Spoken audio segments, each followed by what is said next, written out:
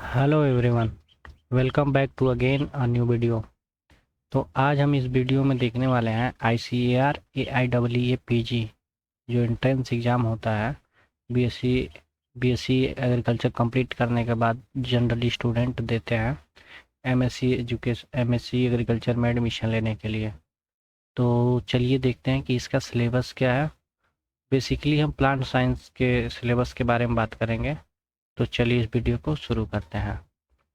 तो सबसे पहले हम ICAR-PG के बारे में कुछ पॉइंट बता दें कि जो ICAR-PG का एग्ज़ाम देने के बाद हम कौन कौन से सब्जेक्ट में एडमिशन ले सकते हैं, या फिर जो आईसी हम किसी इन सभी सब्जेक्ट में इंटरेस्ट रखते हैं तो हमें किस सब्जेक्ट का एग्ज़ाम देना पड़ेगा।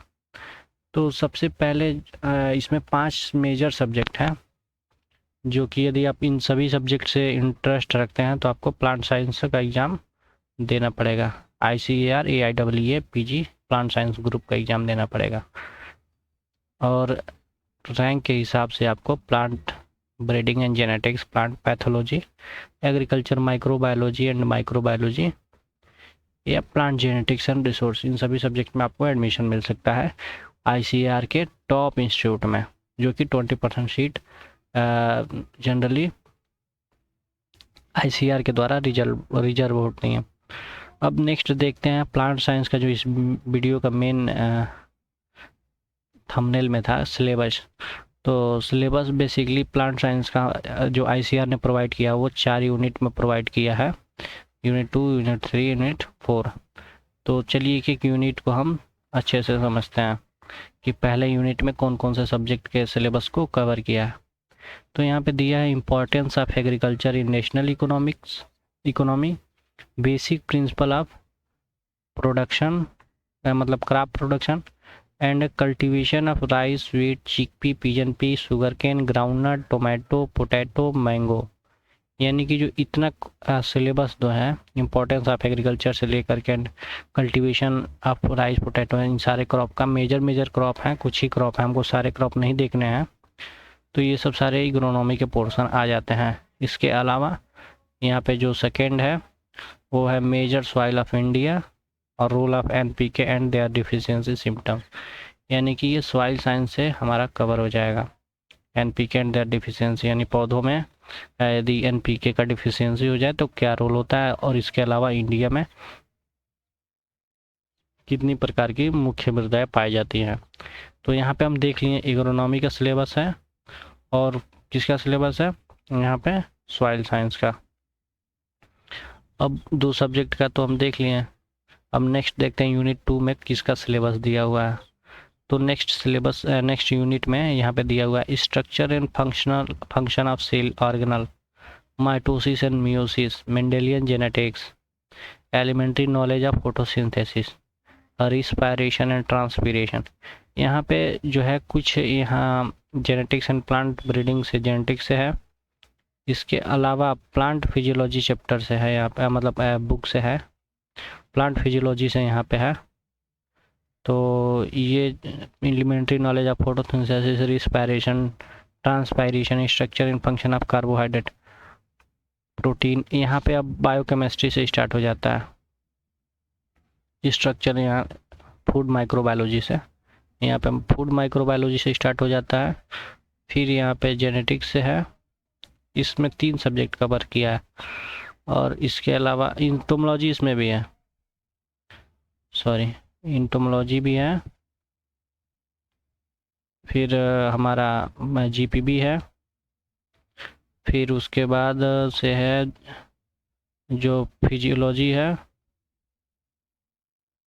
तो यहाँ पे 3 सब्जेक्ट यहाँ पे दिए हुए हैं। जेनेटिक्स एंड प्लांट ब्रीडिंग से हमारा जेनेटिक्स में मेंडेलियन यहाँ तक हो गया। फिर फिजियोलॉजी में हमारा ट्रांसपीरेशन तक दिया हुआ है।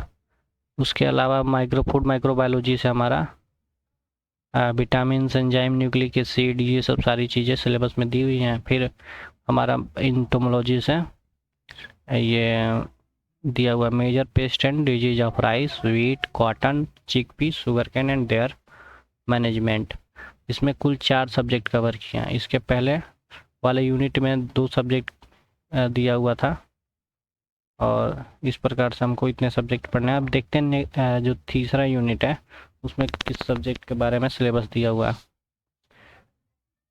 यहाँ पे है characteristics of prokaryotes and eukaryotes. तो इससे पता चलता है कि ये पीपीए में भी पढ़ते हैं और जनरली जेनेटिक्स में भी पढ़ते हैं। तो पीपीए का ही सिलेबस है यहाँ पे।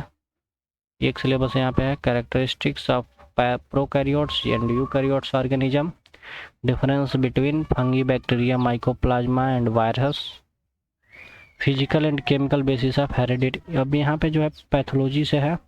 इसके अलावा फिर यहाँ पे कुछ जेनेटिक्स का पोर्शन है। Physical and chemical basis of heredity, chromosome structure, gene concept. इसके अलावा प्रोटीन बायोसिंथेसिस, ट्रांसफॉर्मेशन, रिकॉम्बिनेशन। ये फिर हमारा आ गया एग्रीकल्चर, बायोकेमिस्ट्री से हो गया, माइक्रोबायोलॉजी से। इसके अलावा वैसे ये हम प्लांट पैथोलॉजी में भी पढ़ते हैं। फिर यहाँ पे आ गया जेनेटिक्स में heterosis, element and economic of burden, integrated disease management, sterilisation, disinfection and pasteurisation, postulate theory, aetiology, agent and rust of smut, powder mildew, down mildew in different disease के एंड देयर सिम्टम वगैरह के बारे में है। PH, buffer, vitamin, roles of plant hormones in seed. अब यहाँ पे कुछ सीड साइंस से आ गया कि रोल ऑफ प्लांट हार्मोन्स। यहाँ पे जेनेटिक्स से फिर आ गया role of plant hormone, seed germination, dormancy, pollination, fertilisers. यानी कि यहाँ पे भी दो सब्जेक्ट कवर किया गया है। एक तो आपका जीपीवी और दूसरा पीपीए। फिर सीड साइंस भी इसी में कवर किया गया है। सीड साइंस यहाँ पे है ब्रीडर सीड,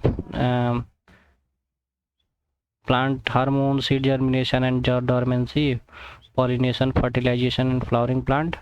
उसके बाद से method and seed testing, breeder, foundation and certified seed. इससे तो क्वेश्चन हमेशा ही पूछे जाते हैं, जैसे कि ब्रीडर सीड का टैग कलर पूछ दिया जाता है सर्टिफाइड सीड का, या फिर एक दूसरे के प्रोजेनी पूछ दिए जाते हैं, और इनके जो टैग साइज के बारे में थोड़ा सा पूछा जाता है। फिर यहाँ पे है seed production in self and cross pollinated crop, nitrate assimilation, biological and nitrogen fixation, microbiology से भी है। तो यहाँ पे हम देख रही है कि एक तो प्लांट पैथोलॉजी पूछ रहा है, ये सिलेबस में दिया हुआ है। दूसरा जेनेटिक्स का कुछ पोर्शन दिया है। तीसरा सॉइल माइक्रोबायोलॉजी से है कुछ। और चौथा जो हमारा है सीड साइंस है। सीड साइंस है। तो इसमें कुल कितने कवर किए कर दिए गए सिलेबस? 4। यूनिट 3 में 4 सब्जेक्ट का कवर किया हुआ है सब सिलेबस।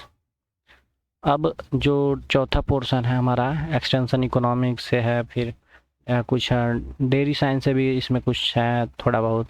इसके अलावा एक्सटेंशन इकोनॉमिक्स से भी इसमें क्वेश्चन दिए हुए हैं, जैसे कि फूड एंड इंडस्ट्री यानी कि फूड केमिस्ट्री से आ गया। फिर कंपोजिशन एंड बायोगैस प्रोडक्शन, ये इंजीनियरिंग वगैरह से आ गया, फूड एंड बायोगैस। इसके अलावा जो हमारा rural sociology important rural development programme in India, यानी कि जो ग्रामीण इलाका है उसको डेवलप करने के लिए कितने प्रोग्राम चलाए गए इंडिया में। फिर उसमें कितने बहुत सारे ऑर्गेनाइजेशन जैसे नाबार्ड हो गया वगैरह वगैरह, तो इनका एग्रीकल्चर रिसर्च एजुकेशन एक्सटेंशन में इंडिया में क्या रोल है और ये कैसे काम करते हैं, ये सब सारी चीज़ें के बारे में यानी कि इसमें हमको पढ़ना है। रूरल सोशियोलॉजी, फिर इकोनॉमिक्स और एक्सटेंशन, ये तीनों ही मिला करके इसमें दिया हुआ है। तो इसमें हम कुल कितने सब्जेक्ट कवर कर दिए गए? 3 सब्जेक्ट। तो 3 सब्जेक्ट 4th यूनिट में दिया हुआ है। तीसरे यूनिट में हमारा दिया हुआ है 4 सब्जेक्ट। यहाँ पे दिया हुआ है 4 सब्जेक्ट, और 4 3 7 सब्जेक्ट हो गए। और इसमें कितने कवर किए गए? 4 सब्जेक्ट, यानी कि 7 4 11 सब्जेक्ट हो गए। इसके अलावा जो हमारे 2 सब्जेक्ट यहाँ पे इकोनॉमी और सॉइल साइंस, यानी 11 2 13 सब्जेक्ट। ऑलमोस्ट सारे सब्जेक्ट से ही कुछ ना कुछ सिलेबस दिया हुआ है, तो आपको अच्छे से पढ़ना है। इस सिलेबस में जो जो दिया हुआ है इसके आसपास हमको प्रिपरेशन करना है। और डिफरेंट टॉपर्स के इंटरव्यू देखने के बाद ये पता चलता है कि सिलेबस से ही क्वेश्चन पिछले 2-3 सालों से पूछे जा रहे हैं। हाँ, तो इन्हीं सिलेबस से ही प्रैक्टिस करें और इस सिलेबस को ध्यान में रखते हुए प्रिपरेशन करें। आई होप आपको वीडियो समझ आया होगा। और सिलेबस के अलावा यदि आपको ICAR वगैरह से जो भी कॉलेज कितने हैं, टॉप मोस्ट कॉलेज कौन से हैं, इन सभी पर वीडियो चाहिए तो कमेंट में ज़रूर बताएं। Thank you so much for watching. Bye.